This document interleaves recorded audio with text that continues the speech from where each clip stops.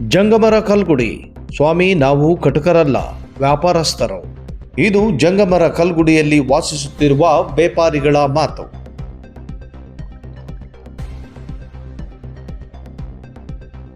ನಮ್ದು ಕಲ್ಗುಡಿಯಾಗ ಎಲ್ಲರೂ ಇರೋದು ವ್ಯಾಪಾರಸ್ಥರೇ ಸರ್. ಅವು ನಾವು ರೈತರ ಹತ್ರ ತಂದು ಮಾರೋರು ಸರ್. ಅವು 6 ತಿಂಗಳು 5 ತಿಂಗಳ ಗಬ್ಬಿದ್ದು ಹಸುಗಳು ತಂದು, ಎಮ್ಮೆಗಳು, ಹಸುಗಳು ಅವು ತಂದು ನಾವು ಪ್ರೆಗ್ನೆಂಟ್ ಆದಮೇಲೆ ರೈತರಿಗೆ ಮಾರ್ತೀವಿ ಸರ್ ನಾವು.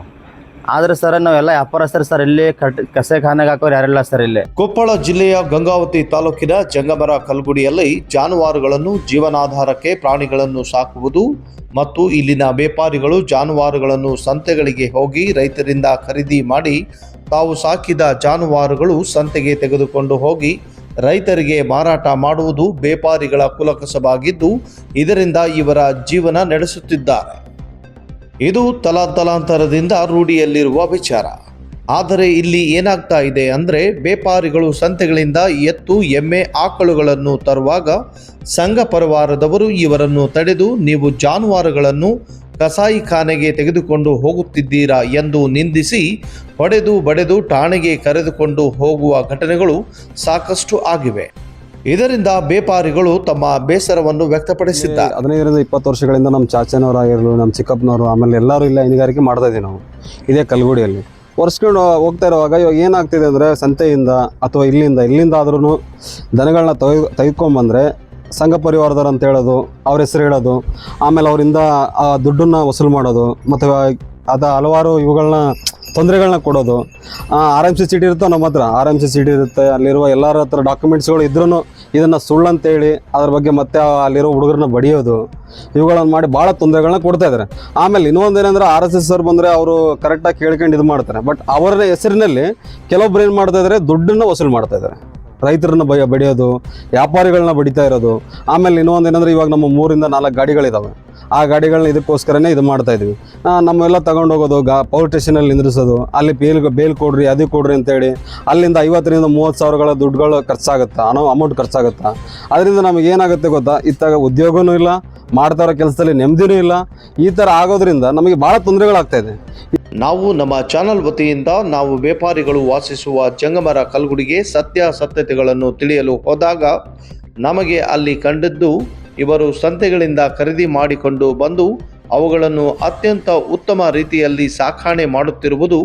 ಇಲ್ಲಿ ದನಕರುಗಳಿಗೆ ಸಾಕಷ್ಟು ಆಹಾರ ಅಂದರೆ ಭತ್ತದ ಹುಲ್ಲು, ಹುಲ್ಲಿನ ಬಣವೆಗಳು, ಫುಡ್ ಮತ್ತು ಪಾಲಿಶ್ ತೌಡು, ಹಿಂಡಿ, ಹಸಿಮೇವು, ಕುಡಿಯಲಿಕ್ಕೆ ನೀರಿನ ವ್ಯವಸ್ಥೆ, ನೆರಳು ಮತ್ತು ಗಾಳಿಗಾಗಿ ಸೀಲಿಂಗ್ ಫ್ಯಾನುಗಳು, ಬೃಹದಾಕಾರದ ಶೆಡ್ಡುಗಳು, ಸೊಳ್ಳೆ ಪರದೆಗಳು ನೋಡಿ ನಾವು ಆಶ್ಚರ್ಯಚಕಿತರಾದೆವು. ಇಲ್ಲಿರುವ ಎಮ್ಮೆಗಳು, ಆಕಳುಗಳು, ಎತ್ತುಗಳು, ಕರುಗಳನ್ನು ನೋಡಿದರೆ ತುಂಬ ಸಂತೋಷವಾಯಿತು.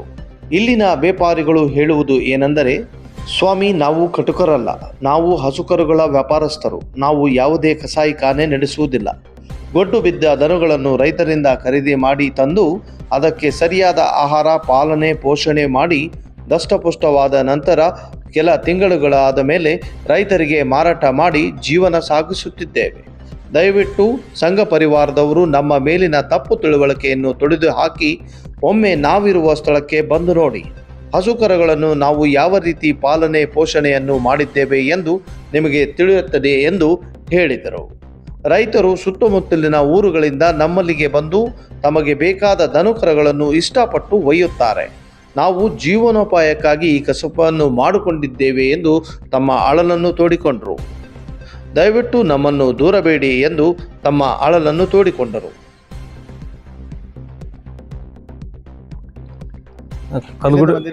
ಜಮಾಪುರದಿಂದ ಬಂದಿ ಸರ್.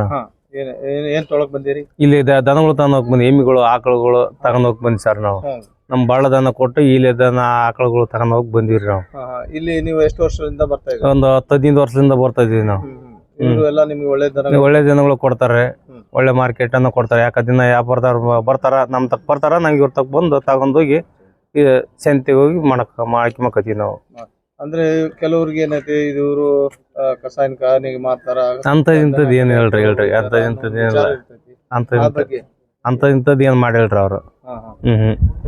ನೀವು ಇವ್ರ ಕಡೆ ಯಾವಾಗಿಂದ ವ್ಯವಹಾರ ಮಾಡ್ತಾ ಇದ್ದೀರಿ? 10-15 ವರ್ಷದಿಂದ ವ್ಯವಹಾರ ಮಾಡ್ಕೊಂತ ಇದ್ದೀವಿ ಸರ್ ನಾವು. ನಿಮ್ಗೆ ಒಳ್ಳೆ ರೀತಿಯಿಂದ ಆಗೈತಿ ಸರ್ ಅದು.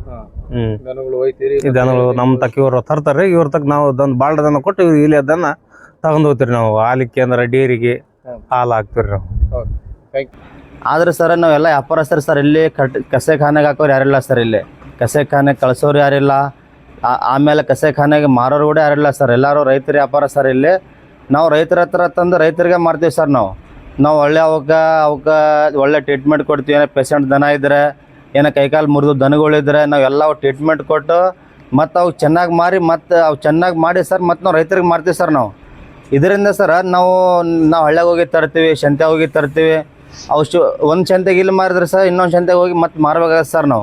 ನಮ್ಗೆ ಏನಾಗ್ಬಿಟ್ಟಿದೆ ಸರ್, ನಮ್ಗೆ ಇವಾಗ ನಾವು ಹಳ್ಳಿಗೆ ಹೋಗಿ ತರ್ತೀವಿ ಸರ್. ಹಳ್ಳಿಗೆ ಹೋಗಿ ತಂದು ದನಕ್ಕೆ ಯಾರು ನಾವು ಅದು ದಾರಿಯಾಗಿ ನೋಡಿ ಮುಸ್ಲಿಮ್ಸ್ ಇವರು ಕೊಯ್ಯಾಕೆ ಹೊಂಟಾವ, ಮುಸ್ಲಿಮ್ಸ್ ಇವ್ರು ಕಡ್ಯಾಕೆ ಹೊಂಟಾವ ಅಂತೇಳಿ ಅವು ತಪ್ಪು ಕಲ್ಪನೆಯಿಂದ ಸರ್ ಅವನ ದನಗಳು ಹಿಡಿತಾರೆ ಸರ್. ಹಿಡಿದು ಆಮೇಲೆ ಟೇಷನು ಎಲ್ಲ ನಮ್ಗೆ ಎಲ್ಲ ತೊಂದರೆ ಆಗುತ್ತೆ ಸರ್ ನಮ್ಗೆ. ಇದರಿಂದ ಸರ್ ಕಲ್ಲುಗುಡಿಯಾಗ ಯಾರು ಕೊಯ್ಯೋರಿಲ್ಲ ಸರ್. ಇಲ್ಲಿ ಕೊಯ್ಯೋರಿಲ್ಲ, ಕಸೆಖಾನೆ ಕಳಿಸೋರಿಲ್ಲ. ಎಲ್ಲ ವ್ಯಾಪಾರಸ್ಥರು ಸರ್. 100-150 ಮನೆ ಅವ್ರ ಕುಟುಂಬ ಎಲ್ಲ ಸರ, ಎಲ್ಲ ಅವ್ರದ್ದು ಎಲ್ಲ ವ್ಯಾಪಾರದಲ್ಲೇ ಸರ್. ವ್ಯಾಪಾರದಿಂದ ಅವ್ರ ಮಂತನ್ ನಡಿತಾವೆ ಸರ್. ಹಂಗಾಗಿ ಸರ ಕಲ್ಲುಗುಡಿಯಾಗ ಕಸೆಖಾನೆ ಇಲ್ಲ ಅಂಥೇಳಿ ಸರ್ ನಿಮ್ಮ ಚಾನಲ್ ಮುಖಾಂತರ ಸರ ಎಲ್ಲರಿಗೂ ಇವು ನಮ್ಮ ಅಕ್ಕಪಕ್ಕ ಹಳ್ಳಿಯವ್ರಿಗಾಯ್ತು ಅದು ಆ ಸಂಘ ಈ ಸಂಘ ಅಂಥೇಳಿ ನಮಗೇನು ಮಾಡ್ತಾರೆ ಸರ. ಅದೆಲ್ಲ ಏನು ನಮ್ಗೆ ತೊಂದರೆ ಆಗ್ಲಾರ್ದಂಗೆ ಅದಕ್ಕೆ ನಿಮ್ಮ ಪ್ರಶ್ನೆಯವ್ರು ಸರ್ ಕಸಿದ ಉದ್ದೇಶ ಏನಂದ್ರೆ ಸರ, ನಮ್ಗೆ ನಮ್ಗೆ ತೊಂದರೆ ಆಗ್ಬಾರ್ದು ಸರ್. ನಾವು ಎಲ್ಲರೂ ಸಾಕೋರು ಅಂತೇಳಿ ಎಲ್ಲ ನಾವು ರೈತರ ಪರ, ನಾವು ರೈತರ ವ್ಯಾಪಾರದವ್ರು ಅಂತೇಳಿ ಸರ ನಿಮ್ಮ ಚಾನಲ್ ಮುಖಾಂತರ ಸರ ಎಲ್ಲರೂ ಹೇಳೋದು ನಾನು ಬಯಸ್ತೀನಿ ಸರ್. ಇದು ನಮ್ಮ ಹೆಸರು? ನಮ್ಮ ಹೆಸರು ಮೊಹಮ್ಮದ್ ಅಲಿ ಅಂತ ಸರ್.